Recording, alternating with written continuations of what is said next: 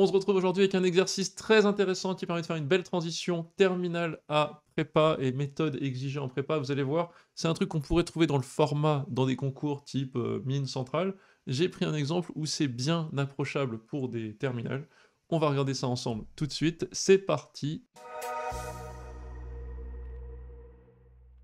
Vous l'avez demandé, il arrive, le stage de 2 semaines intense, préparation à la rentrée en prépa avec la méthode Taylor. Il est disponible, vous avez le site en description pour aller voir de quoi il s'agit. En gros, 2 semaines intenses, 40 heures, 2 heures le matin, 2 heures le soir, du travail le midi. Vous allez voir, on va tout faire pour que vous n'ayez plus aucune angoisse de page blanche, plus de stress de «je suis pas assez bon, j'ai peur de trouver un exo, ou je sais rien faire». Je vous détaille tout, toutes mes méthodes. On essaie de voir chaque matin, chaque après-midi, comment faire pour avancer, décortiquer, ne plus jamais être stressé par un exercice. Rendez-vous cet été, 2 semaines, intenses, beaucoup de maths. Et surtout, un code de promo pour ceux qui s'inscrivent en premier, moins 20% Taylor YouTube. Allez, je vous laisse pour la suite de la vidéo. Bye bye. Alors, on étudie la suite Xn des solutions de l'équation suivante. Alors, l'équation suivante, vous allez me dire qu'est-ce que c'est que ce truc. L'équation suivante, c'est e de moins x égale nx. Première étape, je vous ai mis quelques étapes, hein, première étape, intuition. On est obligé d'avoir une intuition graphique, sinon on comprend rien, on ne sait même pas d'où vient cette espèce de suite dont on parle, donc je vous fais le dessin. Tout de suite, vous savez faire un dessin. Vous savez faire le dessin de exponentielle moins x, ça c'est vraiment abordable pour tout le monde. Exponentielle moins x sans trembler. J'ai toujours la tremblote quand je fais un truc. Sans trembler, c'est ça. Et ensuite, pour comprendre ce qui se passe, on va faire, donc je dis pour n, j'ai mal exprimé, j'aurais dû l'écrire ici, pour n appartient à n étoiles. Parce que si n égale 0, il n'y a juste pas de solution. Ensuite, on trace différentes fonctions nx. Et ça, c'est intéressant. Donc si je prends n égale 1, hop, je veux dire que l'échelle peut-être est faite de telle sorte que ça soit n égale 1. Ok, vous me pardonnez sur l'échelle, mais au moins on voit quelque chose. N égale 1, ben voilà, j'ai ma solution, x1. xn, c'est la solution pour n égale 1. Donc x1 pour n égale 1. Ensuite, je trace la courbe 2x. Ah bah, 2x, elle est ici. Hop, ça me donne x2. Et je continue comme ça. Et là, je trace 3x. Bon, vous avez compris l'idée. On a plein d'intuitions. On comprend où sont en fait ces successions, cette succession de points. C'est ça que je cherche, l'évolution de ces points. Et je comprends plein de choses. Mes intuitions déjà. Bon, les xn sont positifs. La suite xn a l'air d'être décroissante. Elle décroît. Et on a l'impression quand même que xn, si je peux donner une limite, regardez, ça approche de plus en plus. À la fin, quand j'ai une pente de, je sais pas, 12 000 comme ça, hop, c'est ultra proche d'ici. Ce point, c'est quoi? C'est e de moins 0, c'est 1. Voilà mes trois conjectures. Xn positive décroissante qui tend vers 1. Voilà l'intuition, on a compris la situation. On a une suite qu'on appelle une suite implicite, définie comme solution d'une équation, d'une suite, enfin, pour le coup d'une infinité d'équations, hein, à chaque équation sa suite. Et donc comment on fait pour étudier ça? On pose tout de suite une fonction f indice n, parce que ça dépend de n, de x, f indice n de x qui est égal à un truc moins l'autre. Alors ça peut être e de moins x moins nx, ou nx moins e de moins x, vous allez voir pourquoi j'ai choisi dans ce sens-là. Nx, c'est croissant quand n est positif. E de moins x décroissant, moins e de moins x croissante. Je ne fais aucune dérivée, élégance avant tout, on se rappelle ces cours de seconde, une somme de deux fonctions croissantes et croissantes. Donc je l'aurais posé dans l'autre sens, j'aurais posé e de moins x moins nx, j'aurais eu une somme de deux fonctions décroissantes, ça me va, mais je n'ai pas envie d'avoir un truc qui décroît. Donc là c'est juste une question de choix. Nx est croissante, moins e de moins x est croissante, je peux donc tracer tout de suite le tableau de variation de fn de x. Sans faire la dérivée encore une fois, parce qu'une somme de fonctions croissantes et croissantes. Je me mets. Bon, on peut se mettre sur R en soi, mais j'ai plutôt. Bon, on va se mettre sur R parce qu'il n'y a pas de raison. On se met sur R, j'ai plus l'infini moins l'infini. X, Fn. Rapidement, en plus l'infini, ça tend vers 0. E de moins x tend vers 0, c'est facile. Nx tend vers plus l'infini. Ok. Plus l'infini. En moins l'infini, Nx tend vers moins l'infini. Et moins E de moins x, donc E de moins x, ça tend vers E de plus l'infini en moins l'infini. Moins, c'est moins l'infini, moins l'infini. Donc c'est double moins l'infini, c'est facile, il n'y a pas de forme indéterminée, tout va bien. Donc qu'est-ce qui se passe? Pour le plaisir, je vais quand même regarder ce qui se passe. Pour le plaisir, je vais mettre un petit 0 ici, et voir combien ça vaut. En 0, eh ben ça vaut moins 1. Bon, ça c'est bien. Ensuite, moi qu'est-ce que je veux faire? Je veux trouver, je vais poser fn de x pour voir quand est-ce que fn de x pourrait peut-être être égal à 0.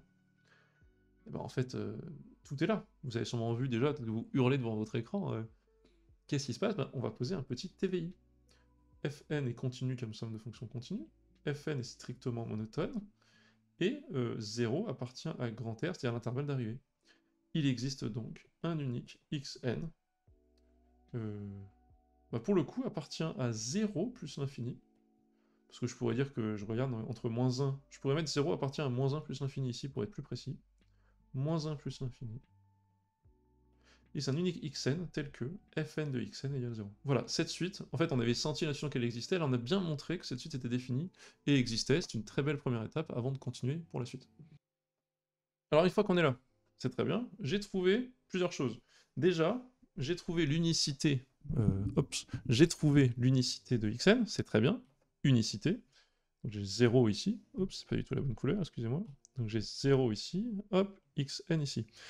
Xn est positive, parce que fn de 0, tout bêtement, est négative et que la fonction est croissante. Si fn de 0 est négative et que la fonction est croissante, et ben forcément, vu que fn de xn c'est 0, 0, les images sont rangées dans cet ordre-là, les antécédents aussi par croissance. Ça c'est génial. Astuce, ensuite, on veut trouver, donc on a prouvé que xn existe, était défini, on a prouvé qu'elle était positive. Ça c'est top, c'est un bon début. On a donc un xn unique par fonction fn de x. Astuce pour la croissance, une astuce qu'on retrouve très souvent dans ce genre d'exercice, c'est d'utiliser le tableau ici, mais appliqué à l'élément suivant de la suite, c'est-à-dire xn plus 1. Pourquoi?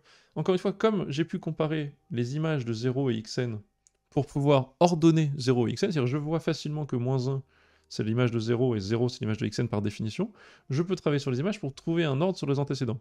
On va faire la même chose pour trouver la croissance. En fait, la croissance, on se demande est-ce que xn plus 1 est ici, ou xn plus 1 est ici, avant ou après, donc à gauche ou à droite de xn. Ce faisant, on va donc chercher, vu que c'est compliqué de comprendre ce que c'est xn, xn plus 1 autrement, enfin par le calcul c'est compliqué, vu qu'elles sont implicites, on va plutôt voir leurs images et comparer leurs images pour être ensuite sûr d'avoir un résultat correct sur leurs antécédents. Donc on va faire ça, on va essayer d'appliquer, on va zoomer un petit peu plus, on va essayer d'appliquer donc ce qu'on connaît à xn plus 1. Fn de xn plus 1 c'est quoi? C'est n, x indice n plus 1, moins e de moins x indice n plus 1. Vous allez me dire, ok, qu'est-ce qu'on fait de ça? Mais qu'est-ce qu'on sait sur xn plus 1? En fait, sur xn plus 1, on sait que xn plus 1 répond à cette équation avec n plus 1 ici.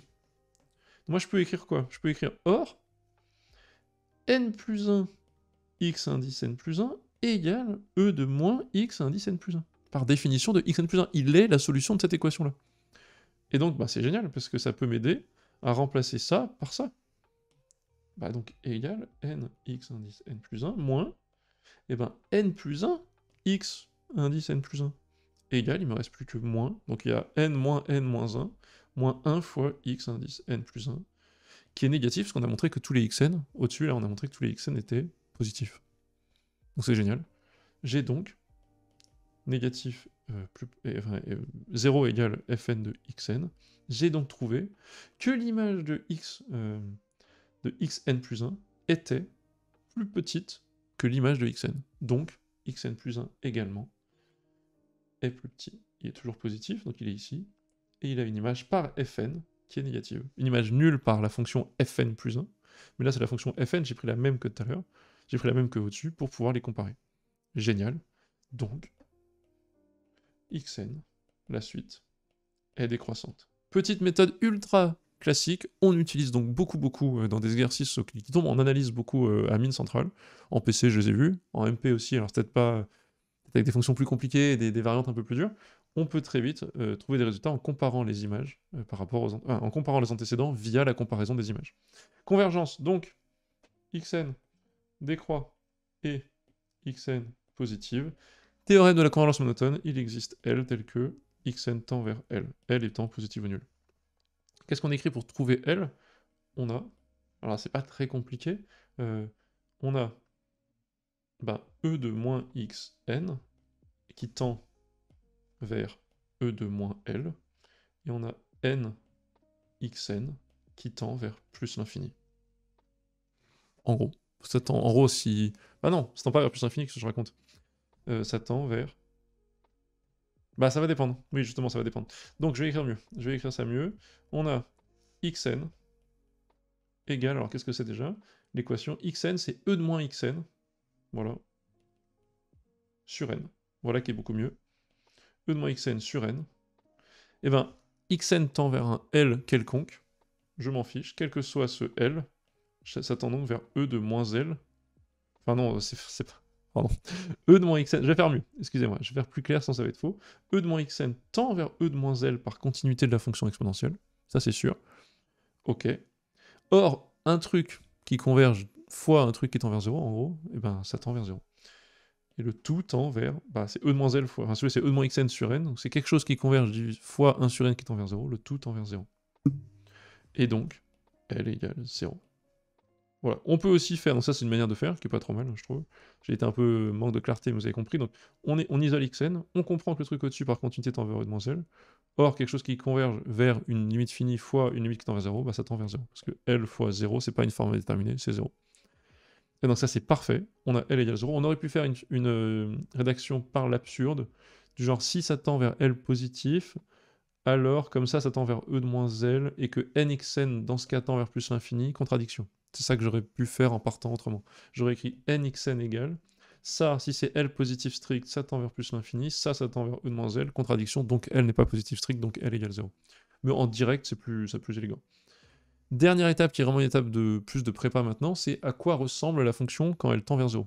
Cette suite, je veux dire, elle tend vers 0 en effet, mais de quelle manière s'approche-t-elle de 0? À quoi ressemble-t-elle? On va appeler ça un développement limité, un développement asymptotique, c'est pour comprendre. Par exemple, on peut dire que, si vous voulez, je sais pas, moi un truc simple que vous avez déjà vu, c'est que e de x est à peu près égal à 1 plus x quand x est proche de 0. C'est l'idée en fait que vous avez votre fonction qui est ici, vous regardez, vous pouvez l'approximer quand vous zoomez à une droite. On va faire la même chose pour cette suite implicite. Elles sont implicites, elles sont horribles, on sait pas quoi en faire, mais malgré ce caractère implicite, on peut leur trouver une approximation asymptotique de à quoi ressemble-t-elle quand n devient grand. Et ici, il se trouve que c'est là qu'il y a beaucoup de travail dans un exercice d'oral, parce que des fois il y a des choses à faire qui sont très complexes, notamment avec le chapitre des développements limités.